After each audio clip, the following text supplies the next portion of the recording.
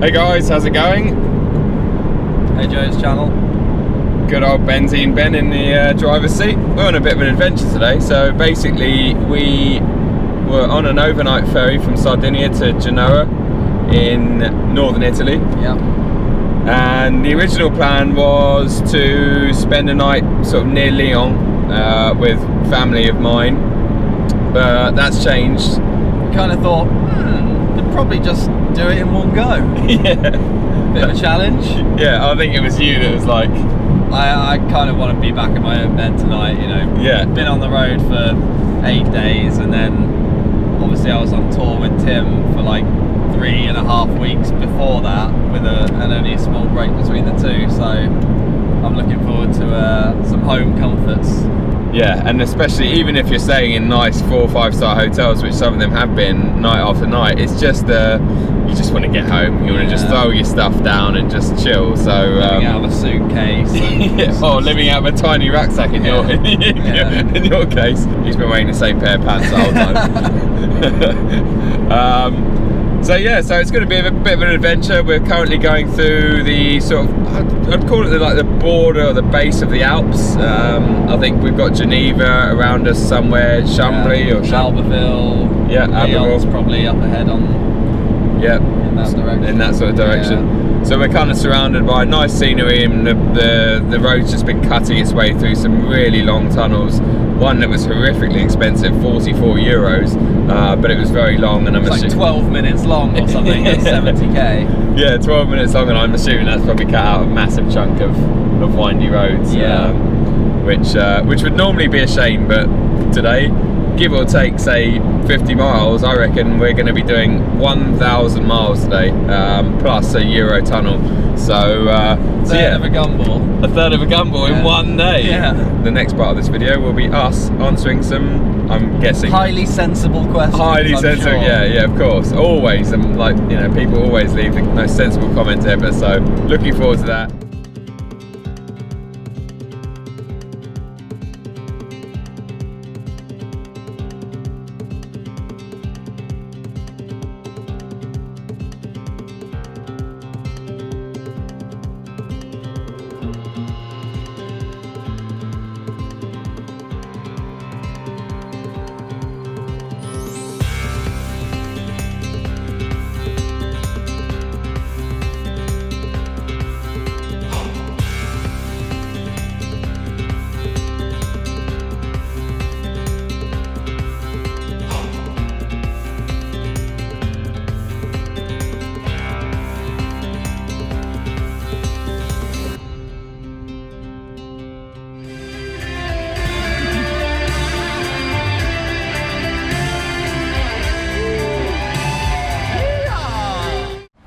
Right, so we are going to start the Q&A now. I've had about 25 questions come through in a very short period of time, actually. We're stuck in a horrendous traffic jam. It's like half an hour long, according to Waze. First question from Parky1966. Thoughts on the Giulia Quadrifoglio that we've just had on Fuel Faction? I'll let Ben answer. I'll let Ben go first in this one. Well, Parky, we have quite differing opinions on this. Now, disclaimer, I probably only drove it for about 20 minutes, but I really didn't like it. I thought it was a bit naff. It's kind of does the same thing as like a M2, M3 sort of car, but with Italian build quality. So you push the indicator down and then you can't cancel it by pushing it down again. Your only option is to push it up, so you indicate the other way, you know, and that is just the theme that continues throughout the car. The gearbox is clunky and has a really awkward gate, as I'm sure Joe said in his video dedicated to it. Positive points, when you put it into race mode, it turns everything off, which this car doesn't. I mean, it doesn't have a race mode, but like you can't disable everything if you wanted to. So it's nice to have that option. Steering felt a bit soulless and light to me, but you drove it at high speed and you thought you got a bit more feel once you got going. I just don't really get it. If you wanted that sort of car, why would you not go to Mercedes or BMW? That's my thoughts. That's your thoughts, yeah. And I'll just finish that by saying also that Ben did only drive for 20 minutes. I offered him the keys to it this morning for the 2-hour drive to Turin, and he was just like, no thanks, mate. So I'll say this. Yeah, so I was actually quite excited about that. I love the Aston, but I've driven and spent a lot of time behind the wheel of this. What most of Ben said, I agree with as well, like the Italian build quality and some just silliness that goes on in there, and some of the savings they've made in places on plastics, etc. The indicator stalks, like Ben said, just certain things, but also, yeah, positive things for me were, yes, the race mode. I mean, how many cars in this day and age do you put into Sport Plus or whatever the equivalent is? Yes, it gives you a bit of slip angle, whatever else, but then you've got to find the turn everything off button that usually consists of a 5-second or 10, whatever. This one, it's like race, boom, everything off. Like, that is great. And I think all sports car makers should have that sort of knob. That sort of knob. No, not that sort of knob. Yeah, so that's great. My highlights are the chassis. Again, Ben didn't really get to experience this, but the chassis when really pushing on, and just the comfort, the ride comfort when not pushing on, were highlights. Manual gearbox was rubbish, but we don't get that option in the UK anyway. But yeah, lots to follow on that car, but that was, yeah, overall I liked it, and I just think it looks the business as well. I like those sort of cars, love the 4-door, like the M3s and stuff. So there you go. Right, next from Eddie Farah. If you could borrow any car for a regular week in the UK, what would it be? Ooh. Borrow from who? Should we say let's borrow from people that we know, not like know well, but people we know of or have some kind of connection to? I would drop Talal a message, Talal from Team Galag, and kindly request to borrow the Batmobile. Could I be your passenger? Yeah, you can be Robin. I can be Robin, yeah. Oh, that's a good one. That's completely left field. I didn't even think about that. Nice. I think if it was me, I had seen this question earlier, so I've been thinking about it for a while. I guess I would love to go really crazy and extreme like a hypercar, but I don't really know anyone with hypercars. So I would go to Car Craze Fool on Instagram. Again, I don't know him personally, but I know of him. We spoke on Instagram, and he owns a beautiful 911R. That's what I'd like the keys for a week. Take that, you know. That'd be nice. Yeah, I'll take you out in it as well, Ben. Oh, thanks, Robin. Yeah. Right, we're really running very, very late for our ferry. So I'm going to film this pit stop. We're going to fill this beast up with Super, which is over there. Oh, lovely Maybach, new Maybach. Bit of a baller. Right, Ben's going to run off to the loop, dump some rubbish, and here we go. You should have parked a bit closer, mate.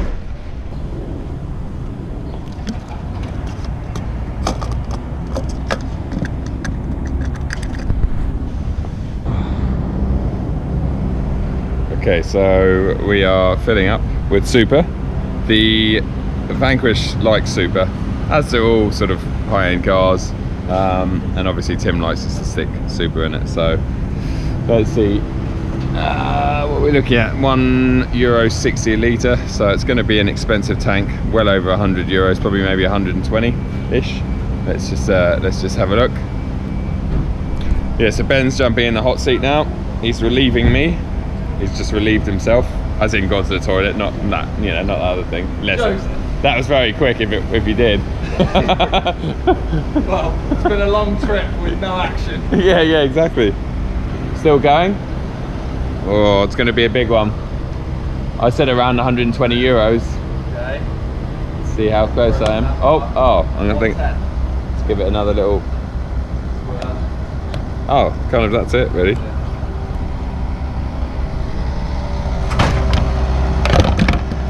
Okay, can I leave you to close that? I'm gonna...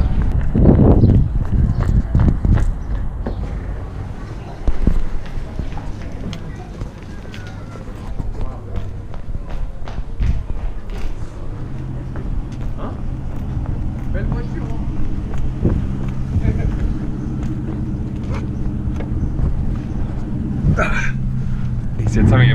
Sure. Guess that's a car. Yeah. Right, fluent.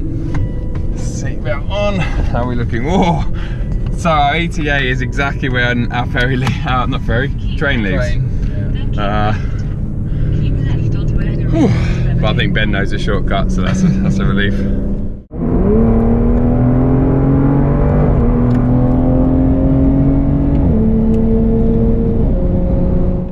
Car Obsession blog. Really cool guy that I met at the BMW thing recently has asked a two-part question. What was your favourite car to drive on the trip? So this is to both of us. Adding to this, which car from the trip would you want to live with? I'll let you answer it first, Ben. The one that put the biggest smile on my face was the 4C, but it's definitely not the one I would want to live with. It's not a great car, but it's highly entertaining. So let's pick that. The only other sort of competitors to that would be the GT8, but I've driven that a fair bit. To live with, probably this. It's the car that does everything. You know, we're GTing it now, but it keeps up with everything on the twisties, makes a great noise when you have the top down, and pretty good looking car. Yep. So, yeah. Yeah, well, you know what, until you mentioned the 4C then, I completely forgotten about it. But you're so right in the sense that 4C is just wild, isn't it? Yeah. All for the wrong reasons. Yeah. I was really looking for massively looking forward to the Quadrifoglio, and I loved it, but it wasn't a disappointment. But I think I was most looking forward to driving Tim's GT8 in a bit more anger than I did back in the UK. Yeah. And we both had the opportunity to do that to a point, but the thing with that is, like, neither of us are afraid of driving Tim's cars fast and pushing them, but the GT8, you can tell by Tim's face that is like his little baby. And even by the way, like the other day he gave me his keys to his McLaren, and he wasn't at all like, there you go, and that car's worth twice what the GT8 is. But the GT8, he was just a little bit, so I look forward to driving that, and I enjoyed it a lot, but I was a little bit nervous driving it for the first time, so that kind of put a dampener on it. But I think it would feel a lot more home on a track rather than like those dusty, twisty roads. Exactly. It felt not out of its depth at all, but uncomfortable. Uncomfortable, yeah. Yes. Like taking a dinner jacket to a rave party. Yeah. No, I totally agree. And I have to say that I would agree with Ben on the Vanquish. I mean, this car, before the trip, I wasn't massively excited about the Vanquish. I love the car, but I wasn't like, oh yes, we got a Vanquish on the trip. I wasn't that sort of thing like the GT4. But I tell you what, from day one, when you sort of did the first half day's driving, and you were sort of, so we're just putting the tag, we're going through a toll, and you started pushing it a bit harder and harder, and then after a while you're like, where's the limit to this thing? Turning it, and we're on normal P0s in this thing. It's not like it's got super sticky tyres. And you were turning it in, and that sound, but you're turning it in and there was no understeer. And by the last day, we were both really pushing this car, like really pushing it. And it was just great. Like, brakes are solid, the chassis stiff. Yeah, the one complaint I have to say about this car is how high you sit in the seat. It's a shame the seat's on 2 or 3 inches lower, because if you're sitting close to the wheel with a nice driver's position, I'm sitting up here, so I can't really see up. Update, so we have now been on the road for 10 hours. Is it hours or days? Yeah, good part, I don't know. It's sort of all blended into one. Yeah. I've got no idea. That's how we're doing. Yeah, so we've stopped for, we've done 2 tanks of petrol. We've both done very similar stints, I think. Yeah. What are we on the trip? 90 left in the tank, 90 Ks, and 441 on the trip. So that's just from, that's my stint. That's yours. And yours is about the same, wasn't yours, it? Yours the trip for me when we filled up was 520. 520. Wow. So okay. I'm more fuel efficient than you. Yeah. You've got bigger feet, heavier feet. Well, only when you're sleeping, so you don't tell Tim. Yeah, it's been a sort of mixed journey so far. We've spent an hour in traffic, as you saw with the Q&A, and then we're just thankfully kind of on the Paris outskirts now, but exiting. It's been a bit sticky because it's sort of been 6, now it's 7 o'clock, so sort of end of rush hour. But yeah, the sun's come out. We've also had some crazy, really heavy rain, and then sunshine, heavy rain, sunshine. On and off, isn't it? Yeah, just on and off, on and off. We've got what, another 3 hours? What is it? 2 hours 20 to the tunnel. Oh, 2 hours 20. 170 miles. So it's been a good trip so far, and considering we've done 1,000 kilometers, just another 500 or 600 to go, I guess. Who knows? But yeah, we're just cruising, and this car is lovely. I'm still very comfortable. I haven't got too much of a numb arse yet. So yeah, cool. Onwards and upwards. We'll check in with you later. Cheers.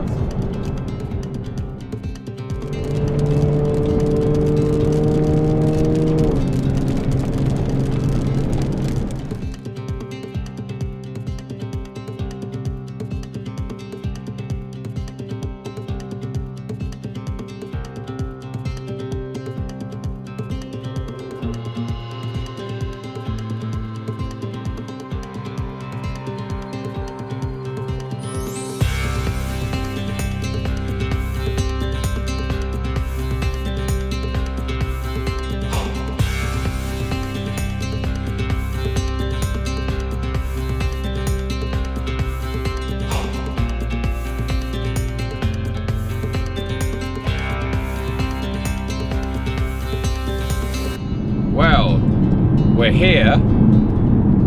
We managed to make it at 10 o'clock, and our train is 20 past 10. So I think we should be allowed on. Hopefully. Ben. I mean, we're not Flexi Plus. Just check in around here, and then straight through there. Just not far left. Okay. Got the passports. Got passports. Ready to go. Ben's got a fancy cover. Look at that. Ooh. That's a Dolce & Gabbana cover as a gift from Pirelli. Wow! And it's got BB in there. BB, as in Benzeneben. Oh, okay. Or my actual real initials. Nice. Oh. Yep. Oh, it's recognised us. It has. Schmeet! Hello, Mr. Burton. Yep, good enough.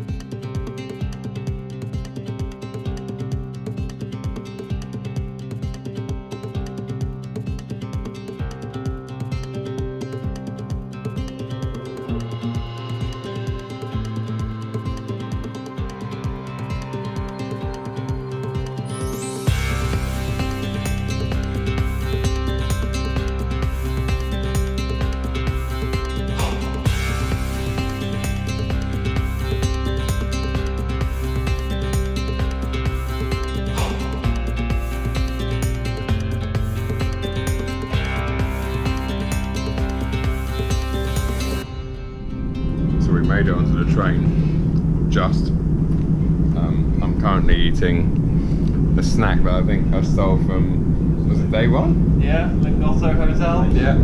It's made it the whole way. It's now just crumbs, but it still tastes good. We haven't had dinner. It's like, was it past 10? Dinner was second 11 o'clock. to finishing the journey. Yeah. Yeah. I can't actually believe we made it, but yeah, we're just changing some data over. Let's see, that's how full we were. Oh, well, are you just on Grindr? Sorry. Yeah. Yeah, there you go. Checking Pornhub.